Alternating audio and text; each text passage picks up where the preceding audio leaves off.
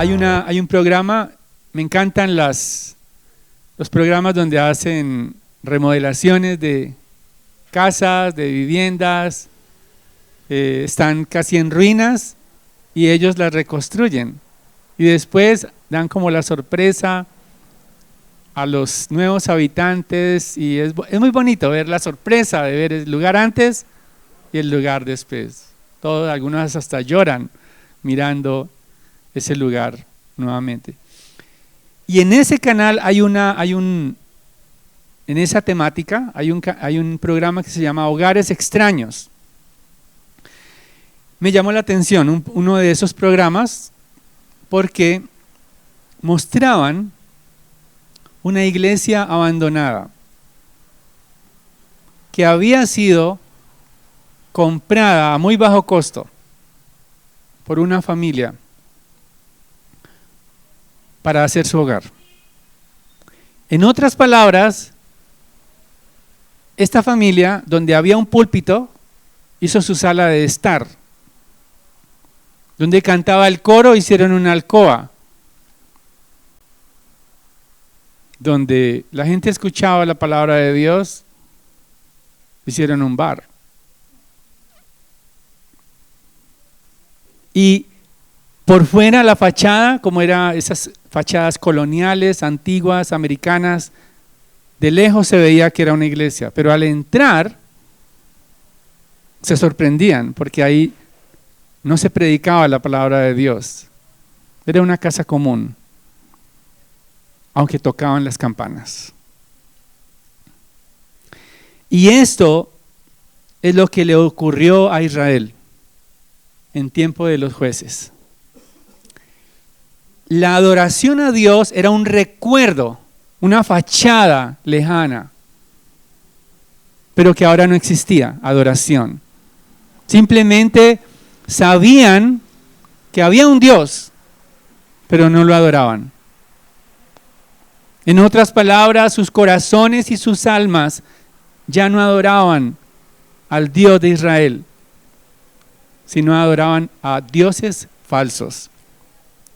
Y nosotros también tenemos el peligro o ese riesgo de que en 40 años las siguientes generaciones adoren a los ídolos y no adoren a Dios. Y por eso mi argumento en esta mañana, para ser fieles, necesitamos recordar en todo momento lo que Cristo hizo por nosotros en la cruz. Para poder ser fieles, necesitamos recordar en todo momento lo que Cristo hizo por nosotros en la cruz. Y este texto lo he dividido en dos partes muy sencillas. La primera muy corta, la fidelidad termina, los versículos 6 al 10. Y luego una más amplia, donde la infidelidad comienza. Del capítulo 2, versículo 11, hasta el capítulo 3, versículo 6. Entonces, en primer lugar, como leíamos en el libro de Josué, la muerte de Josué es para los israelitas una pérdida de liderazgo. Este texto que estamos estudiando es como un resumen de todo el libro de Jueces. Si queremos entender el libro de Jueces, necesitamos conocer el libro de Josué y este texto nos ayuda a entender todo lo que va a pasar después con los jueces. Y lo que sucedió es que el versículo 7 del capítulo 2 justamente nos dice que el pueblo sirvió al Señor todos los días de Josué, hubo fidelidad, aún los que fueron testigos de la gran obra que Dios había hecho en Israel. ¿Cuál gran obra? La liberación de Egipto. Josué era el único sobreviviente de la generación que pudo estar en el desierto y poder ver y recibir las maravillas de Dios. Dios había rescatado a su pueblo de Egipto. Ellos eran esclavos y Dios los liberó con el poder de su gloria, abriendo el mar rojo, pasaron por lo seco, los sustentó en el desierto con el maná, les dio su gloria, una nube los cubría en la noche y una columna de fuego, en la noche una columna de fuego y en el día una nube que los protegía. Jamás tuvieron hambre porque Dios les proveyó todo lo que necesitaban y los encaminó hacia la tierra prometida con Josué a la cabeza.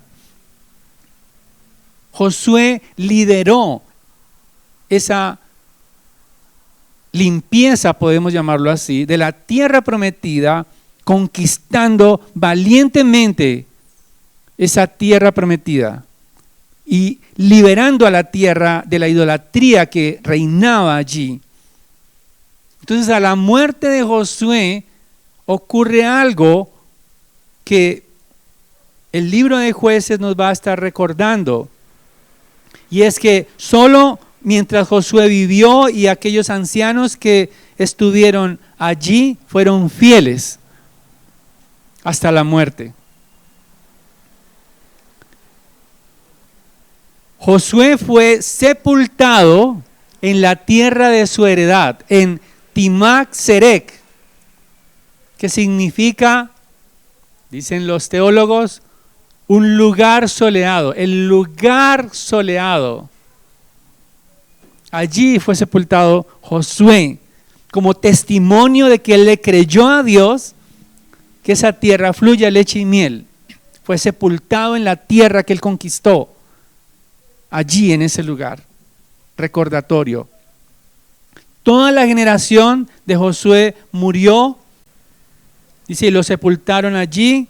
Versículo 10, también toda aquella generación fue reunida a sus padres, es decir, todos los que vivieron y fueron fieles con Josué paralelamente, se reunieron nuevamente. Es como que no murieron, sino que se reunieron como una familia eterna.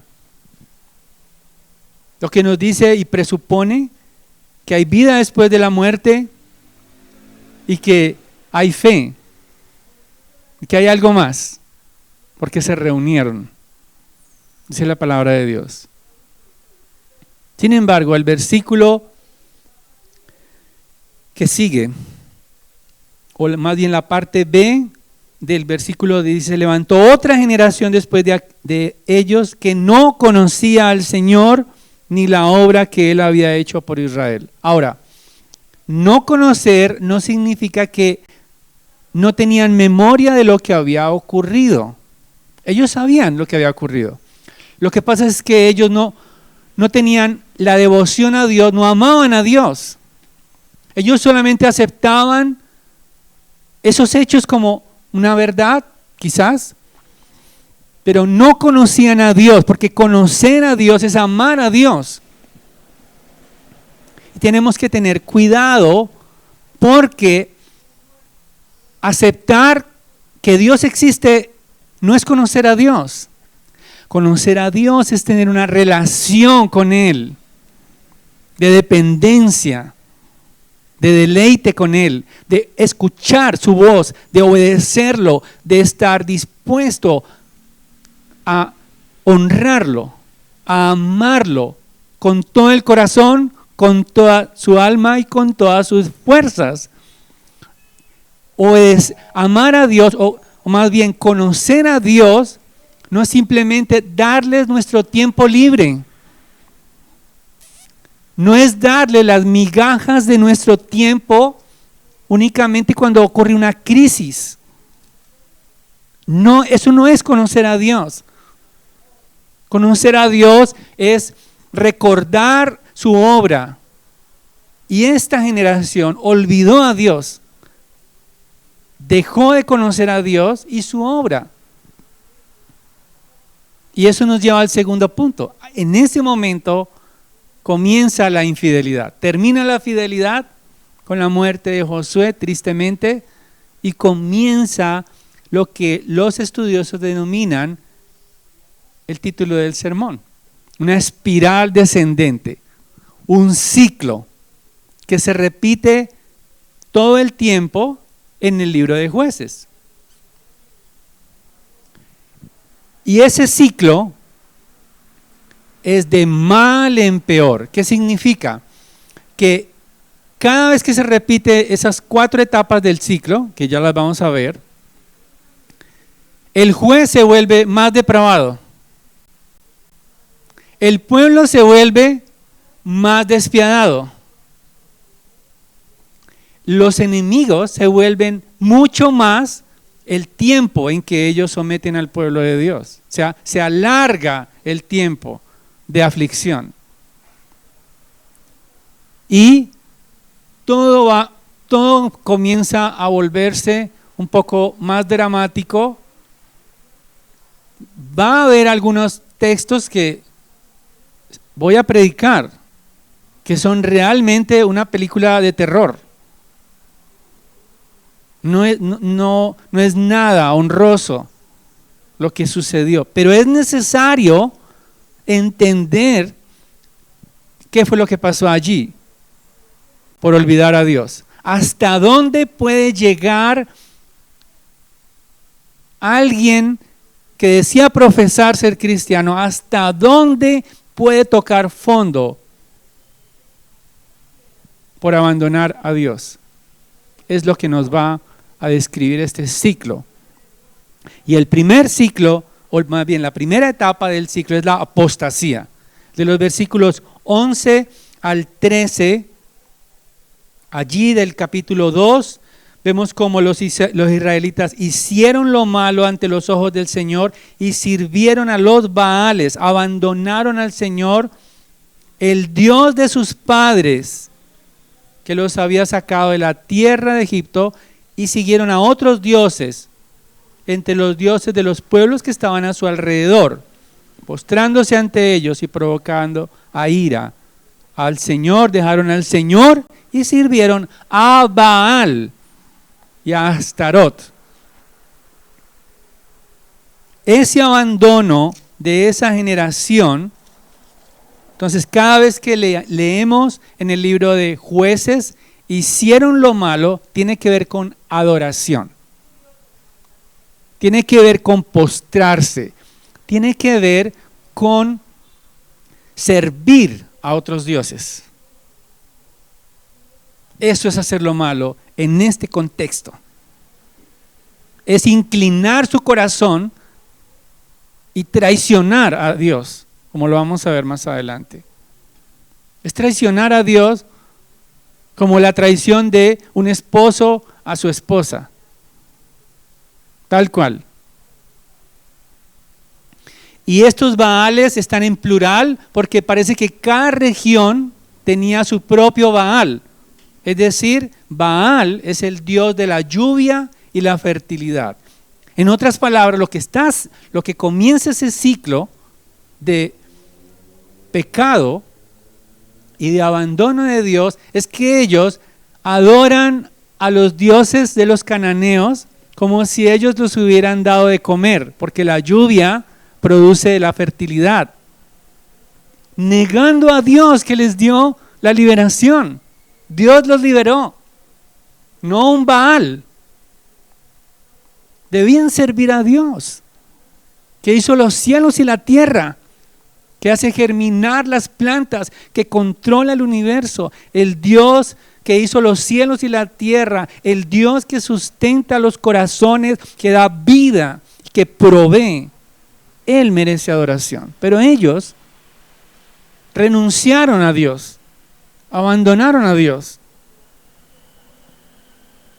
También adoraban a Astoret, que era el consorte femenino de Baal. Era Astoret o Astaret, era la patrona del sexo y la guerra. Entonces ellos hacían a esta diosa, los israelitas llegaron a presentar sacrificios de animales, sacrificaban a sus hijos y se prostituían delante de esta diosa del sexo, tanto hombres como mujeres, para adorar esta diosa. Sacrificios humanos les presentaban a Astoret. Y obviamente eso nos lleva, primera etapa, apostasía de ese ciclo, de ese ciclo descendente, de esa espiral descendente. El primer lugar, apostasía. Luego iba bajando, o más bien se repetía el ciclo, y la siguiente etapa era la opresión, porque Dios castiga al pueblo, lo disciplina, lo entrega a sus enemigos, a sus dioses falsos. Dios permitía que Israel fuera conquistado, y entonces la conquista se invierte. En vez del pueblo de Dios conquistar, ellos son conquistados. Y hay dolor. Más adelante vamos a ver, en tiempos de Gedeón, ellos tenían que tomar el grano, esconderlo, porque los filisteos, ellos les robaban el grano, no los dejaban ni comer. Eran entregados a la opresión por la ira de Dios. Ahora, no siempre la ira de Dios es la manifestación de como una especie de venganza, no. En este caso, dice un teólogo, es una expresión de amor. La opresión era lo único que los haría suplicar a Dios. Hasta que no la pasaran mal con estos dioses falsos y fueran oprimidos, pisoteados, no habría un clamor, una súplica a Dios por liberación. Entonces, esa aflicción por los enemigos era un instrumento de Dios para ablandar sus corazones y demostrarles el amor, porque nos lleva al siguiente ciclo, al siguiente etapa del ciclo, que es la súplica. Entonces el versículo 16 del capítulo 2 nos dice: entonces el Señor levantó jueces que los libraron de la mano que los saqueaban, se apartaron pronto del camino en que sus padres habían andado en obediencia a los mandamientos del Señor, no hicieron como sus padres. Y el versículo 18 al final dice: porque el Señor se compadecía por sus gemidos a causa de los quienes los oprimían y afligían.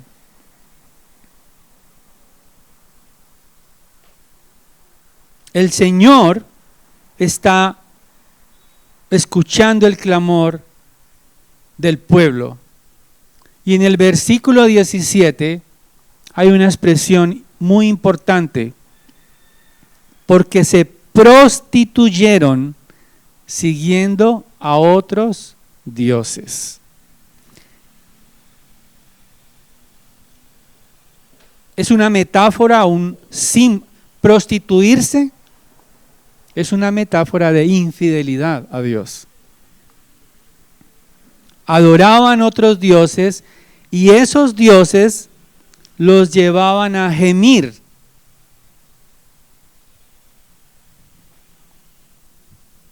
Dice un teólogo, voy a citarlo textualmente, lo siguiente respecto a esta expresión de prostituirse. Esta es una imagen sorprendente e impactante. Las prostitutas de entonces, y con frecuencia también las de hoy, son personas cuyas vidas están fuera de control, que están desesperadas y que se están ofreciendo sin obtener a cambio ningún amor ni placer verdadero. El uso de la palabra prostituyeron nos dice aquí que cuando servimos a un ídolo, entramos en una relación intensa con él, en la cual éste nos usa sin realmente preocuparse por nosotros. Nos volvemos completamente vulnerables a él, poco más que sus esclavos. La idolatría esclaviza, no libera. Por eso necesitaban un juez enviado por Dios para ser liberados. Creer en un ídolo, crear un ídolo, un Dios falso, esclaviza, porque te usa, pero para la satisfacción del ídolo. Al final se convierte en un mero placebo, o sea, como en un placer temporal allí, pero los ídolos esclavizan. Los ídolos nos sacian. La idolatría oprime a aquel que le sirve. No le va a dar libertad, cada vez va a sentirse más y más oprimido, como el pueblo de Dios. Los dioses falsos esclavizan a sus víctimas y por eso necesitan una liberación. Y es la cuarta etapa. Entonces tenemos la apostasía, primer parte del ciclo, luego viene la opresión, luego la súplica, luego la liberación. Sin embargo, Dios enviaba los jueces, pero ellos no escuchaban a sus jueces tampoco. Ahora, un juez, no pensemos que se trata de que ellos iban simplemente a resolver problemas judiciales, no.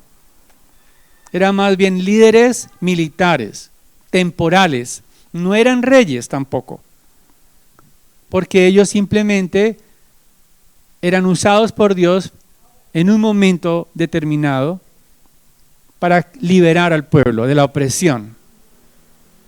Y los vamos a ver en detalle más adelante, a estos jueces. Entonces, a pesar de la liberación, los jueces eran ignorados. O sea, la salvación era ignorada por el pueblo. Era rechazada por el pueblo, esa salvación. Y al morir el juez, ¿qué pasaba? Empezaba otra vez la idolatría. Jesucristo es nuestro libertador. Nos liberó de la esclavitud del pecado. Él nos limpió, nos santificó, nos sacó de la inmoralidad, de la inmundicia, de los hábitos pecaminosos y nos vistió con vestiduras reales para la gloria de su nombre. Él es nuestro libertador. ¿Cómo vamos a rechazar sus palabras? ¿Cómo rechazar la oferta de salvación? ¿Cómo rechazar su instrucción? ¿Cómo rechazar su amor? ¿Cómo olvidar a aquel que nos amó hasta la muerte? ¿Cómo rechazarlo y cambiarlo por un Dios falso? Pero somos tentados a hacerlo diariamente. Cuando olvidamos el Evangelio, cuando olvidamos que Él fue el que nos liberó, cuando olvidamos la sangre derramada, sus huesos fueron traspasados por clavos para que muriera en agonía. Era la peor muerte que un ser humano podía experimentar. No podía dormir por el dolor y duraban días agonizantes. Como nuestro Redentor, solo Dios interrumpió esa agonía porque le entregó su vida. Cuando lo traspasaron, ya estaba muerto. No hubo que quebrarle las piernas porque tenían afán, porque era día de reposo. Necesitaban bajar esos cuerpos. Pero el Hijo de Dios, el Santo de Dios, encarnado, Dios con nosotros, Emmanuel, vino a morir por nosotros, a liberarnos de nuestras propias deseos engañosos.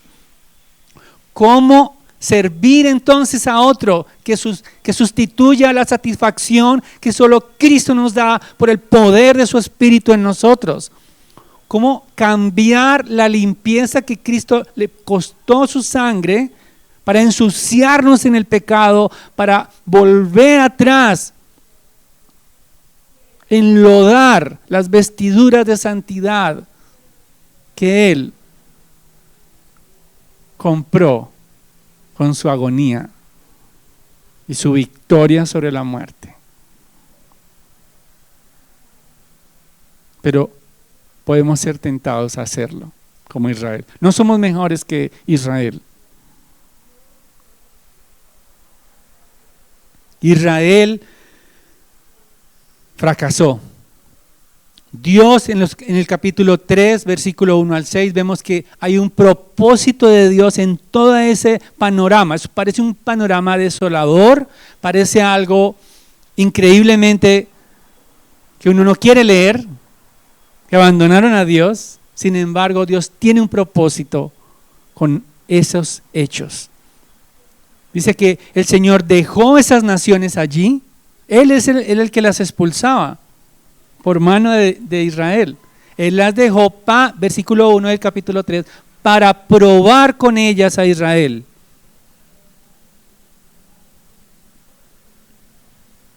Era una prueba para a ver si permanecían en los mandamientos de Dios. Pero también era para que aquellos que no habían experimentado la guerra, experimentaran la guerra, mostrando que se trataba de una conquista, que no podían estar pasivos frente a Dios, frente a la idolatría. Tenían que rechazarla. Tenían que trabajar por alcanzar, como Josué, la tierra prometida. No era una tierra servida. Estaba servida por Dios, pero tenían que conquistarla. Y nosotros aprovechemos cada oportunidad que Dios nos da, aún en la aflicción, para conquistar de nuestros corazones y desmontar esos ídolos falsos. Desmontar la idolatría de nuestras almas, el dolor, la angustia. A veces estamos en escenarios que no tenemos explicación. ¿Cómo es que Dios nos lleva a estar en esta opresión laboral, quizás, familiar? Pensamos, bueno, si yo soy un hijo de Dios, ¿por qué tengo que pasar eso? Porque Dios desea que seas fortalecido en Él, que dependas de Él solamente, que no dependas de tu habilidad, de tus recursos, que no dependas de tu conocimiento, de tu experiencia, que no dependas de tus años como creyente, sino que dependas de la cruz, que lo ames a Él. Y tenemos garantizada la victoria. Aunque Israel,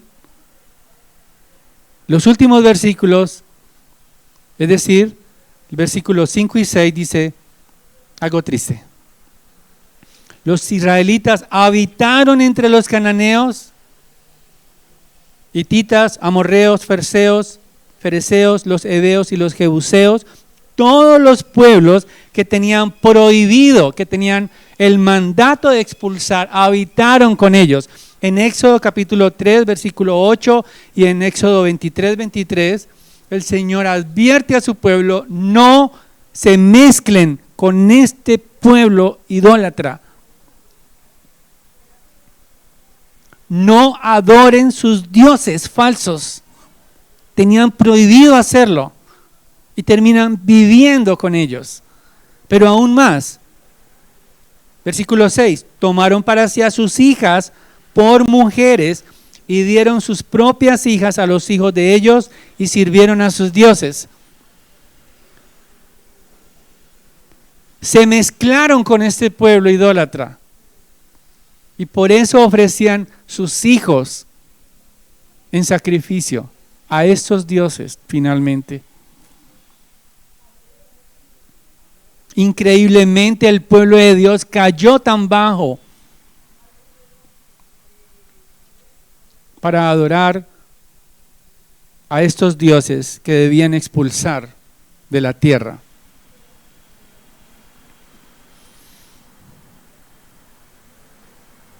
Hay un peligro de olvidar a Dios. Hay un gran peligro en olvidar el Evangelio, en olvidar la obra de Dios. Un gran peligro de caer profundo en una espiral descendente. Si nos descuidamos, podemos caer fácilmente en la idolatría. Es probable que no sea tan radical como que alguien diga, yo soy de Evangelio y Vida y ya no creo en Dios. Era de Evangelio y Vida, pero ya no creo en Dios. Probablemente no sea así. Hay algo peor. Combinar la adoración a Dios con la adoración a los dioses falsos. A medio tiempo con Dios, Yahweh, y medio tiempo con la idolatría. Combinar eso es catastrófico.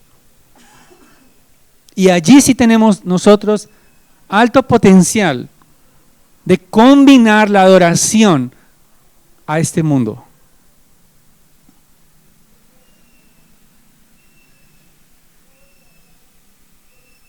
¿Cómo prevenir entonces ese fracaso? ¿Cómo prevenir que las siguientes generaciones abandonen a Dios? Amando a Dios y conociendo a Dios. Si amamos a Dios y conocemos a Dios, vamos a prevenir al menos, en principio, la idolatría. Ahora, conocer a Dios, como decíamos hace un momento, no significa simplemente mencionar a Dios. Mucha gente, cuando hay una calamidad, dicen, Dios mío, oren por mí. Eso no es conocer a Dios. Conocer a Dios significa que nuestro comportamiento diario, ¿tienen razón? Nuestro comportamiento diario, nuestra reflexión diaria coincide con lo que creemos acerca de Dios. Eso es conocer a Dios. Voy a repetirlo. Conocer a Dios significa que nuestro comportamiento es coherente con lo que sabemos de Dios. Cada día. Valorando la obra de Cristo por nosotros. Valorando el sacrificio de nuestro Redentor, que es nuestro sustituto. Recordando a Cristo, anhelando a Cristo. Conectando nuestra realidad actual de aflicción con Cristo. Conectando nuestras pruebas con Cristo, porque Él es nuestro Salvador y Redentor. No echándome a la pena en amargura y resentimiento porque estoy pasándola mal, sino comprendiendo que Cristo Jesús sufrió en el madero peor que yo y adoró al Padre y anheló su gloria. Y perdonó a aquel que estaba al lado de él.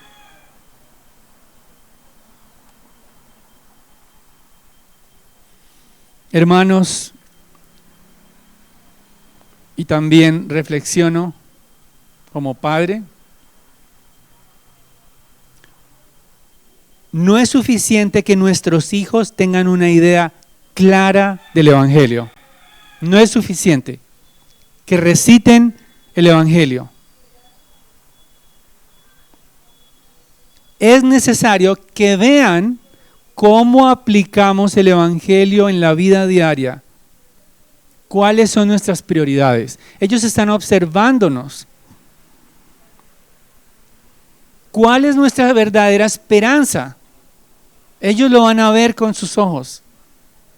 Al tomar decisiones, al administrar el tiempo, al administrar el dinero, al administrar todo lo que poseemos, al ver nuestras preocupaciones, nuestros temores, nuestros miedos, nuestras iras, van a poder, como esponjas, absorber si realmente estamos confiando en Cristo o no. Voy a terminar con una frase de Tim Keller, refiriéndose justamente al rechazo y el abandono de las siguientes generaciones. No debemos solo hablar, dice Tim Keller, de creencias y comportamiento, sino de nuestra experiencia personal de Dios. Debemos ser sinceros sobre nuestras propias luchas por crecer a nuestros hijos. Debemos ser transparentes sobre cómo el arrepentimiento obra en nuestras vidas. No debemos ser formales e impersonales en las expresiones de nuestra fe. Tenemos que ser transparentes. Tenemos que arrepentirnos. Tenemos que mostrarles una verdadera experiencia con Dios, para que conforme las misericordias de Dios no lo abandonen en las siguientes generaciones. Porque para ser fieles necesitamos recordar en todo momento lo que Cristo hizo por nosotros en la cruz. Vamos a orar. Padre, gracias por tu palabra. Gracias, Señor, porque nos has dejado una muestra de lo que podemos nosotros también experimentar si te olvidamos, si abandonamos tu palabra. Sabemos, Señor, que tú nos haces perseverar hasta el fin. Sin embargo, ayúdanos a poder vivir tu palabra, aplicar tu evangelio en la vida cotidiana como iglesia. Te pido por mis hermanos para que en sus hogares, nuestros hogares, en sus quehaceres diarios en esta semana puedan estar meditando acerca de reconociendo los ídolos, que puedan identificar en sus trabajos, su estudio, todas las labores, la manera en que se relacionan con esta tierra, puedan identificar qué los está sometiendo, qué les está quitando el gozo y qué los tienta a ser esclavizados por esta tierra. Ayúdanos, Padre, para que como iglesia podamos reflejar a Cristo y que no seamos un recuerdo histórico, sino una realidad viviente de la obra de Cristo en nuestras vidas y nuestros corazones. Te lo pedimos en su santo nombre. Amén.